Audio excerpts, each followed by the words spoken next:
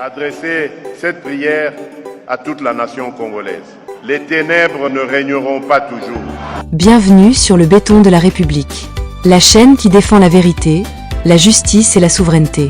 Ici, le peuple parle et la République se renforce. Le béton de la République, la voix du peuple, la vérité sans peur. Ici, on construit une République debout, solide comme le béton. Abonne-toi et reste éveillé. Nazalina mwana mboka Miché Mangala moko ya ba union sacrée au cadre au sein ya parti MLC parti cher ya mwana mboka Jean-Pierre Bemba Gombo mwana mboka Miché Mangala mbote na yo. Mbote Mama Tatiana, bonne année hein. Merci pas. Vraiment parce que c'est pour la première fois. Depuis 2026. Voilà, tout le monde en a peut-être ça la émission. Et c'est aussi première apparition na Baïtando Ike. OK. Donc comme vous avez dit, serrer la ceinture, il faut serrer la ceinture. Année 2026, il y a année il y a libération, année il y a victoire, année il y a ba confusionniste nyonso. Bazon on a raison, ba bimana kata confusion. Parce que il y a une seule chose. La nation reste la nation. Nous n'avons qu'un seul pays. Nous ne devons pas travailler pour peut-être par ignorance. Travailler par ignorance pour mener des critiques nulles. Mais on ne voit pas la vérité en face. Alors, à des fois, critiquer c'est bien, mais il faut voir la vérité en face. Est-ce que critique on a ça là? Oui, peut-être. Parce que présence naïe, ils ont payé Kanda. Est-ce que maintenant, est-ce que non, je ne dis pas ça. Suivez-moi très bien ce que je suis en train de dire. Du fait que peut-être Moutoumoko, Oyo Lingite, face naïe peut-être c'est Pesakayote, Asaeli Kamomoko, Oyo Izali, normalement c'est ça mabongo, mais parce que Yo Lingite, vous critiquez. Et les critiques là dépassent l'homme que Oyo Lingaye pour toucher à la nation. Or la nation, ils ont bien commis à Bissonyos. Ils ont la mouto Lingate, ils ont l'anga, ils ont la yo. Du fait que Oyo Linga mouto anate et que Obaniko toucher nation parce que Yo Lingi mouto anate, là, ce sont des critiques autobéra, critiques mokonil sans objet parce que Moutaroz a ignorant par rapport à ça, a ôté Kambo qu'on a sans les savoir. Et demain, du fait que Banda Obundisa Moutouana et que Mboke Kei, responsable des Anani. Et ça, Yom Tobanda Obundisa, Yom Moutounduir Batouane na erreur. Vous voyez? Parce que Yobana Olinga était. Vous avez oublié votre nation, vous avez oublié votre pays, vous avez oublié votre peuple pour que Olingi et Longia Moutouana. Donc c'est pour dire que, Ane Oyo, et ça, Ane Moko, il faut totalement d'une manière objective. Pour sauver notre nation, pour sauver notre République. Donc voilà Mama Tatiana. Je pense que Kongoma l'Union Souba l'Andibiso. Nazong sur le malo. Natondi Obotoni. Moi Namboka Miché Mangala. Président Félix Tshisekedi na Accra. Na Ghana. Akei ko sambela, akei ko assister na séance ya losambo pour na journaliste Danuke Fula lobite tata Mokambe ko lo ko sambela makasi pe asambeli mingi na ngonga ya sambela esengela ki atala bakongo mani ndenge ni tozali komona pasi yo lobini ni parce que vous avez union sacrée.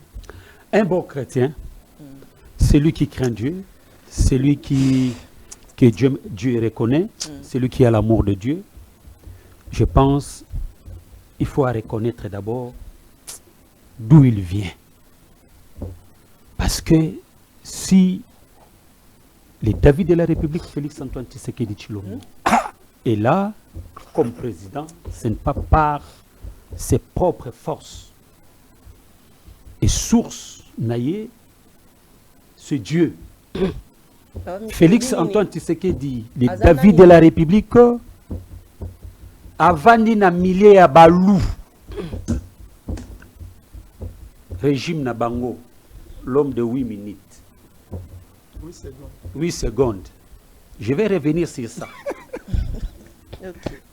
batia ba piège na milliers ya balou ya bandoki ya bato bayini mboka oyo bato balinga mboko to balingaki ke mboka na biso ezala sous domination ya Rwanda to zala ba sous homme ya Rwanda na régime na bango ba tiki balou.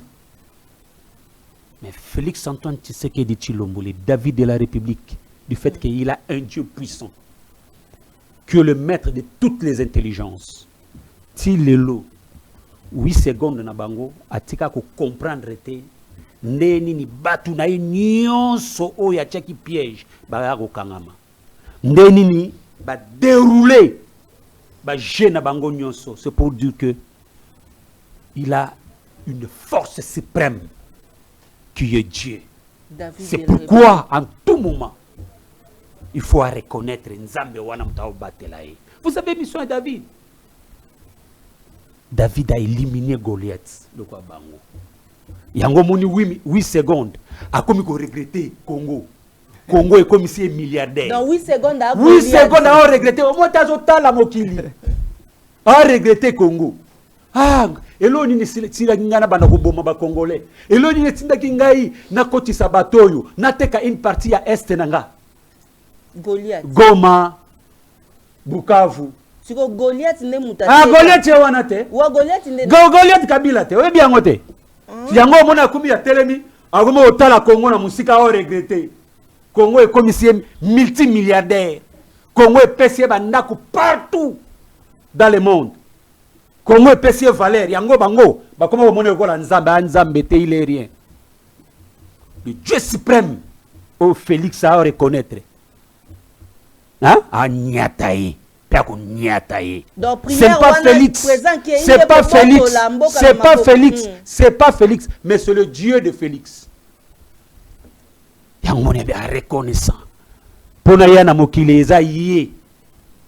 Mutasaki ngana za na mokili. Pour le na comme président de la République eza yé. Bango baloba la vérité awat. Vérité. Nous tuna bango nanga. Pion na bango nanga. Akeo lo baba biloko wana que non, voilà tout ce qu'ils ont dit là. N'est-ce pas? Les loba hotale là. Bako critiquer les David de la République na ba jar na bango tout. Oh bango bako lobaka. Mais pourquoi ba parvenir? Il y a que déstabiliser Congo té. Prière à présent Fati. Pourquoi bazo parvenir? Il y a que parce que tout le monde babanda banga Kagame na chef na bango. Chef na bango na. Kabila tina lisusu. OK. Na chef na bango. Banga Kagame. Ye moko Kagame. Amona ki Félix lokola moyen papier. Mais Félix, le président Félix, le David de la République a dit que je vais les déboulonner. Déboulonner bango tout. Congo était l'ennemi. Et aujourd'hui, nous sommes respectés partout dans le monde. Grâce à présent Félix. Ma futa ya nzambe wana yo kitatina bilamba. Ndenge journaliste indépendant lobby que le lot n'est qu'à présent Félix Tshisekedi assemble la mingi sengeli atala ndenge peuple. Te ya za na te. Nani ndeko na ngai ndeko na ngada no c'est na te. Assemble la te fuke aloba makambo wana kaka. Parce que c'est na te. Assemble la na te. Est-ce que tu n'as dimanche à quelle église? Ah non, ça me l'a tout n'a ya za wana na plateau. Enate, ça va le ba mamanengi wana. Mais je la raté assemble la raté bon mutoa ya tant président azo ke assemble ya ko nima e. Pe talana, tala lo mususu ndeko nanga danu alobi. Natika na pe misempa na ozongela e.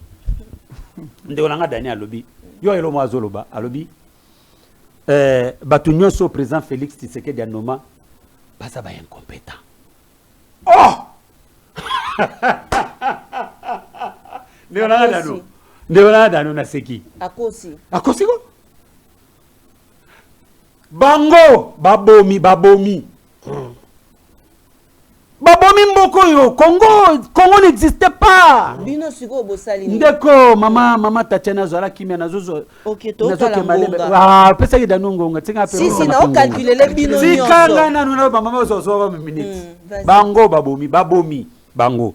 Baki para moto. babomi. Mais le président Félix Antoine Tshisekedi aza ko bongi saka. Ndako yo babuki ekwei. Mais bango balingi ke ba tonga ko ba baguette magique paya. Et au sale makate. Lelo tamona kisasa mobimba. O monake ba ko timola ka mabulu ba ko chaka batiyo ya mai. Lelo soko ke na SNEL. O mona na kati ba singa ya courant eza koleka parce que on veut déjà rétablir tous ces courants. Oh bango baboma.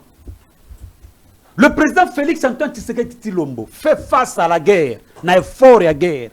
Mais de l'autre côté, il est en train de construire les universités. Il est en train de construire les écoles. Il est en train de construire les aéroports. Gratuité de l'enseignement.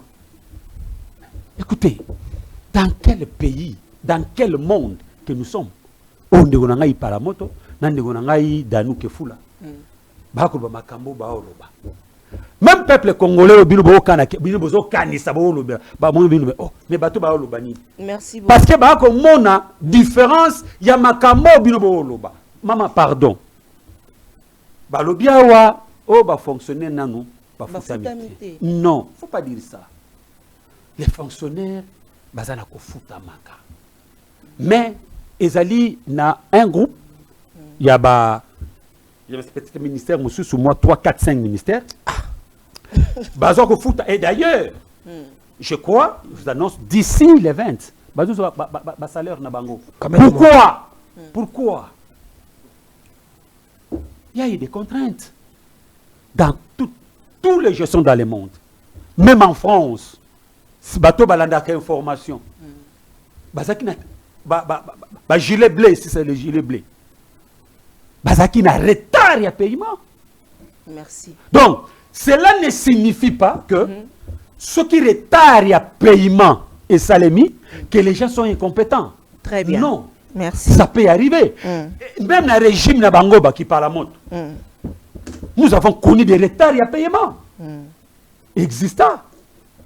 Mais l'effort au gouvernement, aux Osala, il faut améliorer la situation qu'on a commis. Parce qu'en faisant des erreurs, on parvient à la sagesse et on améliore, on avance. Très bien. C'est là ils ont synonyme ou synonyme d'incompétence. Très bien. Maman, pardon. Mais comment papa Michel Roloba yango po nazotela binongonga. Mwana moka qui parle moto 8 secondes. A regretter Congo, maman. Ba regretter Congo. Ba regretter Congo. Passion du Congo atali akangi maboko azotala Congo na musika tambongo na bomi. Président Félix Tshisekedi azo construire mboka malembe. Age eleki mwana mboka Michel Mangala ozingonga na yo. Tata Mokambi ya ekolo tolandaki gouverneur ya ville province ya Kinshasa. Ko benga na ministre Léon Mulumba ko buka bandako ya bakongo mani ndeko moko abenga kingai uto mikili ya poto alobi mama Tatiana esika babuka ki biso toki te batie batol bazoyebisa biso te e batekeli ba indien nde bazotonga wana kasi tozali kolandela soki ezali yango tokoya na bilili na yango awa na nzela ya Télé News RDC pote to solola oti kolanda ba critique ya mwana mboka Danu Kefula sur Maïmatali bandeko na biso ya paka juma na mona ki okokoma. Vas-y. Maman Tatiana, oui papa Michel. Il y a une chose. Obi ba réflexion sur nazo kawa. Nazo milutuna mutuna bato bazako qualifiaka bato ba gérer ba incompétent. So bango ba côté na gestion na ibiki mboko oyo na ibité si ça va exister encore. Et kufa par rapport à la réflexion à Zoyoka. Écoutez, avant de mon azong il a un qui parle moto, n'a le bamou mouké et pas un dégonanga Danu. Danu dégonanga tout ça va confusion belé. Voilà, je reviens. Il parle le combat dialogue. Habiki pour bango sur dialogue, nous allons. À côté qu'on a pour partage il y a gâteau, il y a pouvoir. na wakota kuna pona ba réforme. Ba réforme ba ça on a dialogue te. Ba réforme papa. Et ça na parlement. Parlement bodike. Tu as parlé. Oh bodike. Tu Tikela ngunga. Na zo pe se pega solution wana. Siko sala boy. Au monde des organisés bande kuna yo ya bande kwa Danou. Les amis de Danou. Papa, si tu as un téléphone, j'ai plusieurs yabami et Michel Mangala. Là, ne parlons pas tout comme Manga Kunate. Si vous avez un bisa au boy, renforcer Bami de Danou. Pour lobby, va voter que ça va réformer. Voilà, dans le Parlement. Et à ce moment-là, le gouvernement va mettre ça en application. Nous avons Danou. Alubi eloko moko awa que il faut que bakabana ko kanga ba o bazo ko détourner ba boma bango ba ko yiba ba boma bango ainsi de suite. Awa bazong sa ki peine de mort.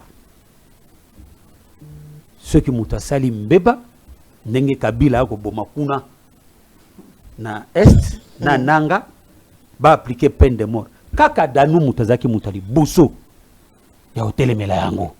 Mais awa aouya na ba idée o ya opesi awa. Je pense peuple congolais nyos balani na ba idée azopesi.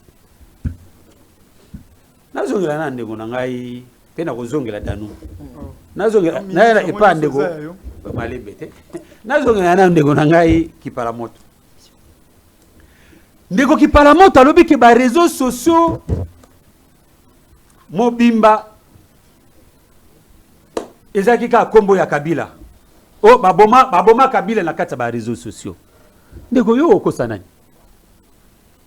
Yo zo okosa wa Congolais. Vous-même vous avez créé quelque chose pour distraire les Congolais. Ils croyaient que ba Congolais ba bête. Tant ba Congolais ba boy ke lukuta kosi akufite yango ayi komi bimisa. Ye moko ami bimisi. Basali jeune bango baboki na réseaux sociaux bango mo ba moni ke eza erreur ya tactique allez baye komi bimisa alobi awa keno o Kabila atika mboko mobimba katika Kabila atika mboko mobimba Kabila avait déjà vendu ce pays madame maman Tatiana Kabila ateka mboka oyo atia pemoko superficiel. Or na Goma Bukavu on ne contrôlait plus. L'État congolais ne contrôlait rien. Tout était contrôlé par Kigali. CNDP va signer accord après ça CNTP na Goma 40% pour que va sécuriser kuna. Imaginez pour que ba nommer batuna sécurité kuna au colonel au nani.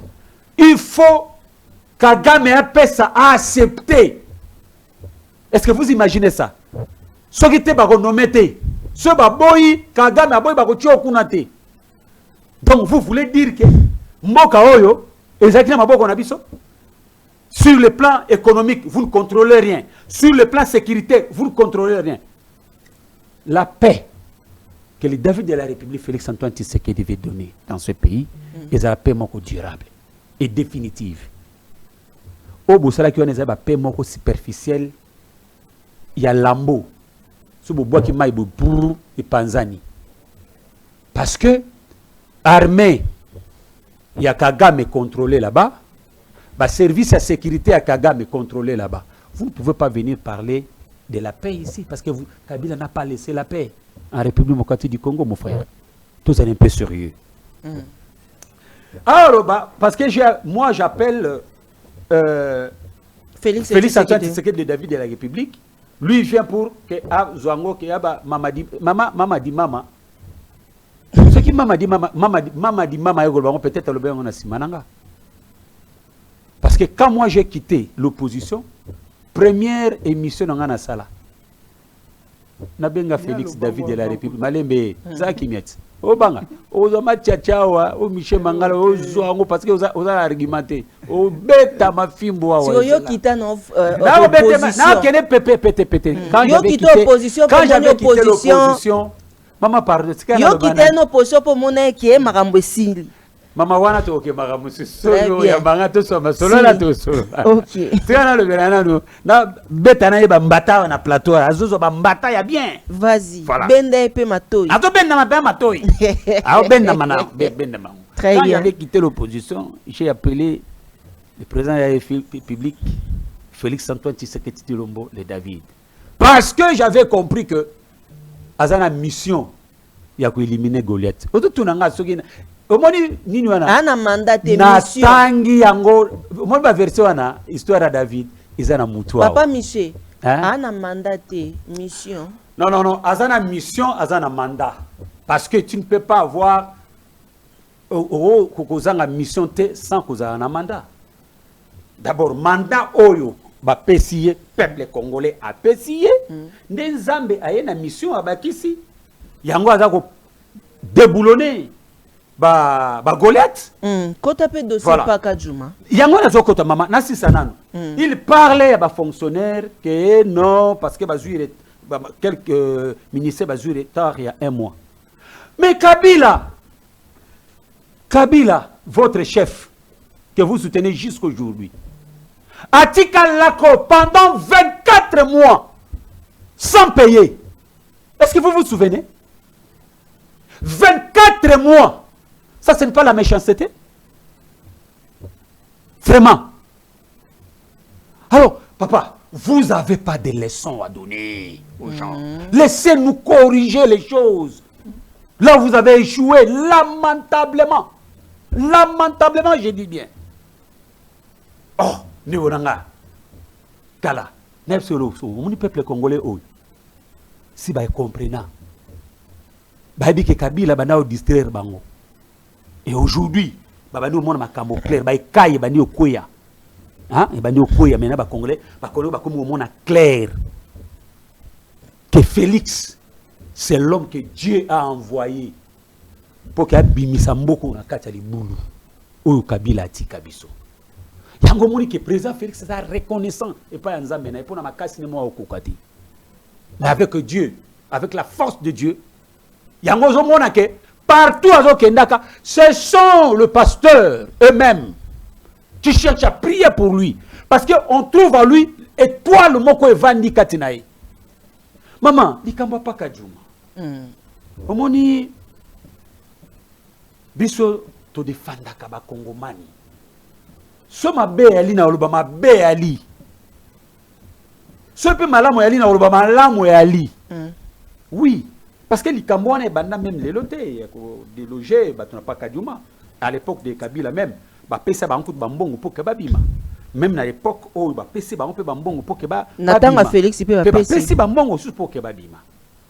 Mais là où pesa bango babima bazongi sundenge ni papa Michel. Mama Landa. OK. Pesa bango babima kate, pesa bango babima kate. Ah pesa bango bambongo même à l'époque Kabila. Pesa bango misolo pour que ba libérer place wana.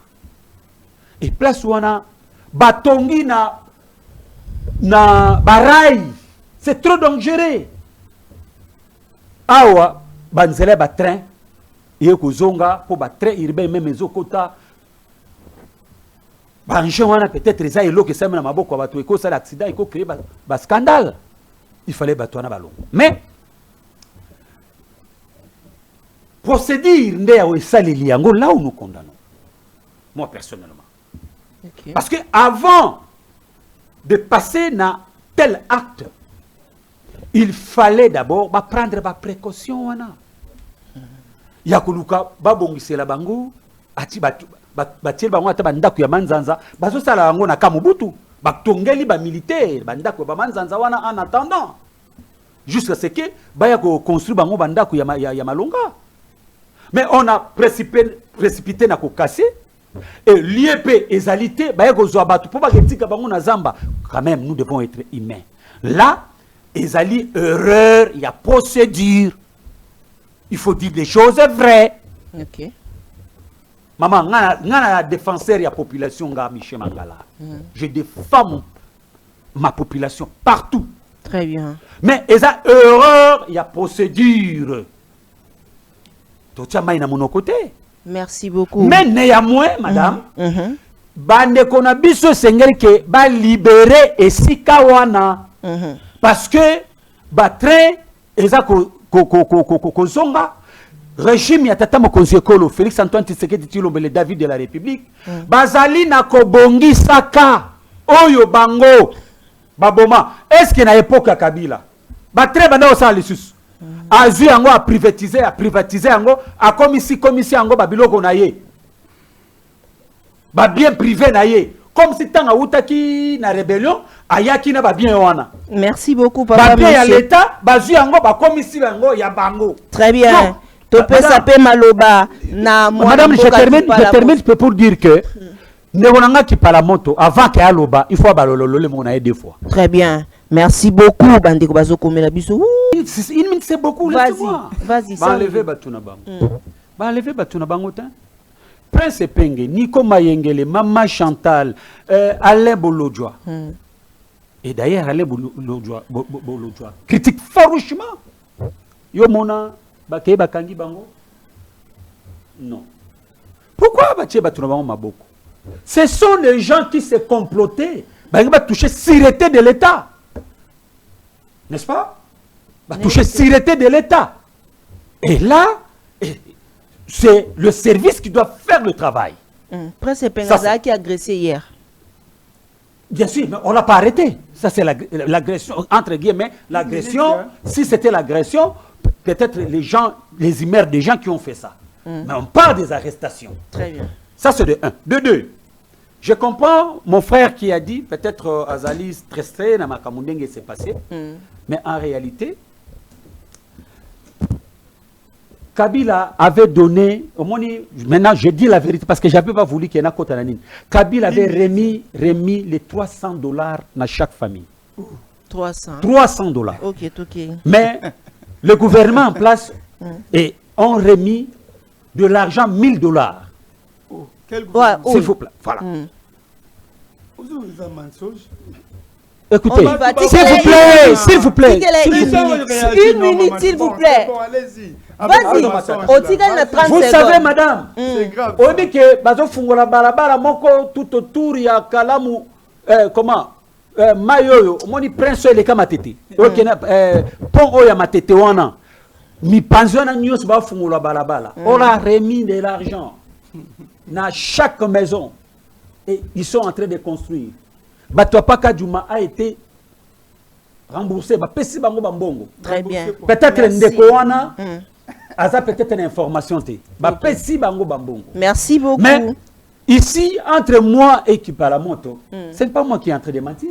Il ment. Azo ba peke oba pesa ki bango ba site kuna na nini na cité de l'espoir. Non, c'est du mensonge. Cité de l'espoir ezaki site ezaki mama di mama na bango muto atonga sifu ama comme ça na côté yona bimsa lukuta pardon na bimsa lukuta na ye ezali banda kuye mama di mama na bango muto atonga banda kuna ye pe banda kuwana esila te soke ezali batika madame on ne m'a pas faut dire la vérité. Très bien. Une minute. Il cherche à mentir. Merci beaucoup papa Michel. Numéro contact na bao barolinga ko oui bandeko bazana posa que ba biso bakoza biso na plus 99 et plus 243 99 15 73 900 donc plus 243 99 15 73 900 bagozanga comme ça tu approfondir du solo. Très bien, moi l'amboka qui parle Sengo. Maman Tatiana, au moins que non. Oui, secondes. Non, c'était une minute, mais il y a comme 8 secondes. Mais tiens, il a eu mon temps. Il a train de me distraire inutilement. Vas-y. Il me distrait à ce moment. Oh, Moutazo Kosabo, na miso batunyo sur la Congolaise Baolanda. Papa Michel, s'il vous plaît. En ciel ouvert. S'il vous plaît. Vas-y.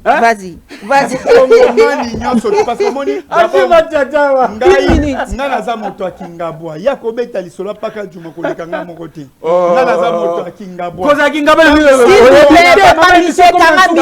émission comme na suka na lobi koza moto akingabwa inga bazabi makambo pasa kingabwa voilà oza pepete ozo sa émission non.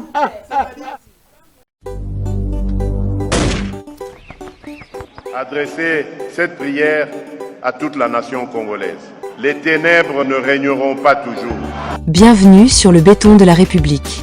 La chaîne qui défend la vérité, la justice et la souveraineté. Ici, le peuple parle et la République se renforce. Le béton de la République. La voix du peuple. La vérité sans peur. Ici, on construit une République debout, solide comme le béton. Abonne-toi et reste éveillé.